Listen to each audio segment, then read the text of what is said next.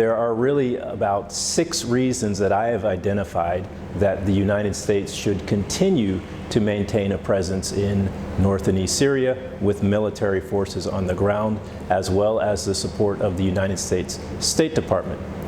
The first reason is here in Syria, American forces worked with the Syrian Democratic Forces in 2014 and 2015 to liberate Kobani. And then on March 23rd, 2019, American forces helped the SDF defeat ISIS at the Battle of Baghouz. So American forces should stay here to preserve the victory. This is a victory that happened under President Trump's first administration, and President Trump is all about victories and defeating ISIS, and he needs to keep troops in North and East Syria to prevent ISIS from coming back. And of course, there are 10,000 ISIS detainees who are being held by Syrian Democratic Forces, and the United States is providing over $130 million in financial assistance to the Syrian Democratic Forces to ensure that these ISIS terrorists are never freed and can never harm people in this region or around the world. Continuing on the detainees, there are detainees from ISIS from more than 50 nations. There are more than 2,000 foreign fighters who are here in prisons in North and East Syria. The United States is the only nation strong enough to encourage other foreign countries to take their fighters back for prosecution or other decisions related to those foreign terrorist fighters. Let me go into my second reason. This is the America's golden era. The American economy is booming, and part of the reason for America's economic growth under President Trump is because he is willing to make bold decisions and send businesses to invest around the world. Here in Northeast Syria, not too far from where we are, there's oil production sites. But the oil production here is not highly sophisticated and technical. But we do know that there's oil underneath the ground, and strong American companies can come here and make investments to produce more oil for exporting. And when there's more oil coming out of the ground, there can be more economic riches for all the people of Syria. And here in the Northeast, there's an opportunity to hire local employees for those oil companies. Just across the border in Iraq's Kurdistan region, we have American oil companies that are producing more than 100,000 barrels of oil every day. It is because they're using sophisticated technology and the best techniques to get the oil out of the ground and processed and shipped out either on trucks or through a pipeline. So to keep America's economic growth strong, America should invest in the oil here in Northeast Syria, and because American military troops are already here and we have helped provide security for this region, America should be investing in oil here and we should have first access.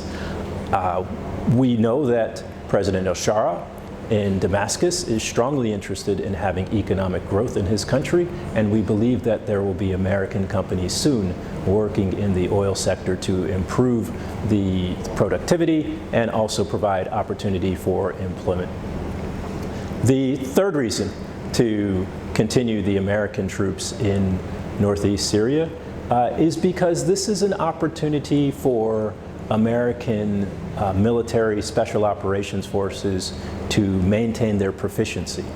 There have been raids in recent days where the American commandos are working with the Yekenean anti-terror and Hezin anti-terror to go after ISIS. This is the only place in the world where Americans have these type of military operations, and we have less than 2,000 troops in Syria. There's not that many troops here. Let me give you a comparison.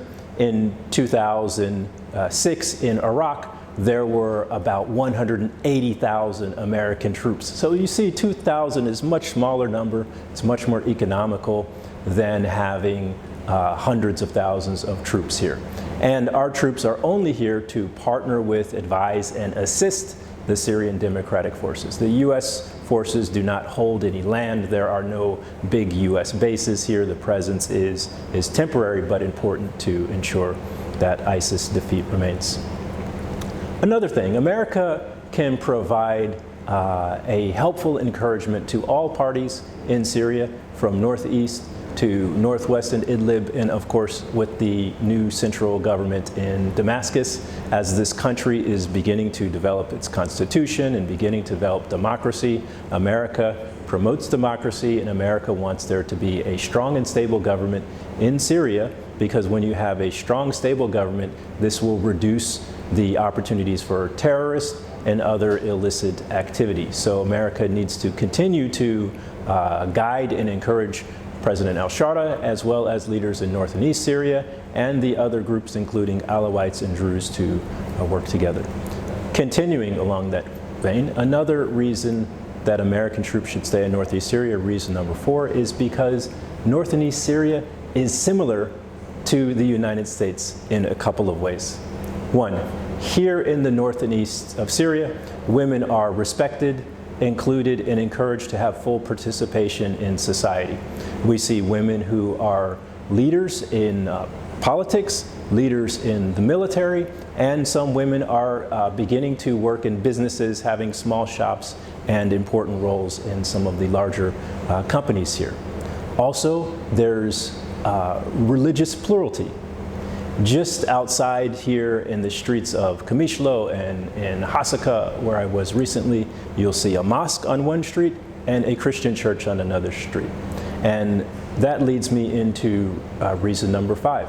There are Christian minorities here in cities like Tal Tamer and Derik, and we want to ensure that the Christians are protected. Christians and other religious minorities, including Druze, other different sects of people, including Alawites, Turkmen, and all of the people of Syria should be protected by the central government and have an opportunity to worship in the way that they choose. And this is how things operate in America. We are land of the free and home of the brave. Syria has a similar type of approach, and in the northeast of Syria, you can see an example of how people here have been able to live and worship and raise their family in the manner that is best for them. And another important reason is the geographic location. American troops staying in northeast Syria is important for where Syria fits geographically. To the north, there's Turkey. To the east, we have Iraq, and to the south and southwest, there is Jordan. And by having American troops here and at Tanaf Garrison, this helps prevent terrorist fighters from going across the borders. The presence of America discourages Syria's northern neighbor from attacking and disrupting the life of people in this area. And of course, having forces in Syria was important to stopping Iranian-backed Hezbollah militias from coming through Iraq and through southern Syria and into Lebanon and threatening Israel. This is really important. So for all of those reasons, the United States should continue its presence here in Syria. And I think one of the things that we will see is that the final reason is that America will be able to provide additional financial assistance during this time that Damascus is not financially able to provide services and security for all people of Syria. So for the relatively low investment of around $150 million a year and about 2,000 troops, America is really helping Damascus with its goals. Damascus does not need to worry about security in the northeast. This is a stable area.